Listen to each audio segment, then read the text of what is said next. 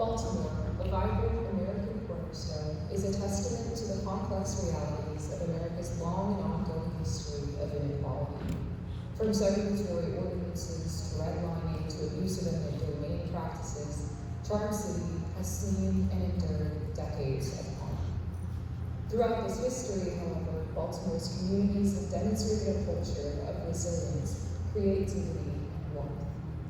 We hope to start a new chapter in Baltimore's history that acknowledges past and present and strive for a brighter future.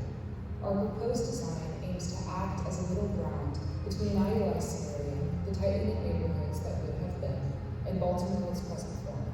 Our design celebrates its surroundings, reconnects its residents, and welcomes travelers to a revitalized West Baltimore. Embedded in our approach are the AIA framework for design excellence, with our chief concerns being designing for well-being, equitable communities, and energy. Baltimore. To truly embody design excellence and meaningfully engage with the community, we began with extensive site research. The site's neighborhoods consist largely of an older population, some of whom live in family households, and the majority of whom live in low-income households. Within walking distance of the site are a number of schools, a few convenience stores, and small businesses, but amenities like grocery stores, retail spaces, and culture and community centers are ultimately inaccessible. Finally, though some green spaces can be seen in the surrounding areas, the majority of these spaces are informal, making them unsuitable for recreational use. So, to combat the forces at play here and recreate the sense of community that characterized the site decades ago, we decided on a schematic approach of stitching West Baltimore. We leveraged the architectural elements of partie, circulation, program, and overall material language to stitch the site and community back together. To create the project's partie, we placed circles on the site, using the circles as a symbol of gathering and groundedness. The placement of these circles was determined by pre-existing nodes: the MARC station in the west, the historic ice factory in the north, and the end of the highway to nowhere in the east. Interstitial circles then populate the partie, activating areas between blocks and even off-site. We then connect these circles by drawing tangent lines between them, stretching and intertwining across the site to create continuity and flow. The resulting partie has a clear rhythm, with dynamic tangent lines manifesting themselves as buildings and paths, curving to embrace circular communal zones where users can pause, gather, and grow. In addition to stitching the site and community, the partie also enables us to embed sustainability in our approach. Building footprints have been optimized to embrace northwest winds for passive ventilation strategies, giving 50% of the site back to green spaces. This also allows for pads and stormwater mitigation features to circulate throughout the project. Next slide, please. Next, circulation is used to connect the community by extending multimodal paths within and beyond the site. These paths are designed for a variety of groups, but often overlap and encircle project nodes, fostering an exchange between different groups.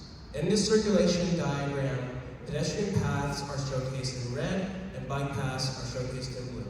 As shown in this rightmost rendering, streets have been made pedestrian and bike-friendly by extending protected lanes and vegetation along both sides. This makes the project safe, equitable, and highly permeable. Sheltered stops are interspersed along the streets of Franklin and Mulberry, where passengers can be picked up by Red Line buses or cars, and are concentrated in the west at the transit hub. Major bike and pedestrian bridges stitch the southeast to the northwest, creating a safe and quick route for school children and churchgoers traveling throughout the site or stopping in places like retail areas, gardens, or communal centers. This integrated, intertwining approach creates opportunities for community building. Next slide, please. Programmatically, we stitch the site together both internally and externally. We provide resources for residents and the surrounding community. We create gathering spaces for local and wide-scale events. And we market this area to travelers to encourage it as a destination. In the west 2 blocks of the site, we've created a transit hub and accompanying retail village. These areas support oncoming travelers and also uplift the surrounding areas by leasing out vending spaces to local businesses and offices to young professionals. To the north, the historic ice factory has been repurposed by extending and preserving the historic facade to wrap around the building, which is now used as a community center and art exhibit. Here, residents have access to childcare, students and young professionals have access to career development facilities, auditoriums house festivals and events, and the historic farmers market has been restored. The east 2 blocks of the site are residential, giving users easy access to grocery stores, barber shops, and other amenities in the retail village. This programmatic approach allows for gathering at different scales and levels of intimacy. Next slide, please. Finally, the project uses a consistent aesthetic language to visually stitch the site together. This involves the use of traditional Baltimore steel, ornamented steel and glazing systems, murals from local artists, and integrated native Maryland greenery. This creates a strong sense of identity for the project that draws on the rich, vibrant local culture. Ultimately, we've leveraged these 4 architectural elements to stitch together past and present, welcoming all to a revitalized West Baltimore. Thank you. Thank you.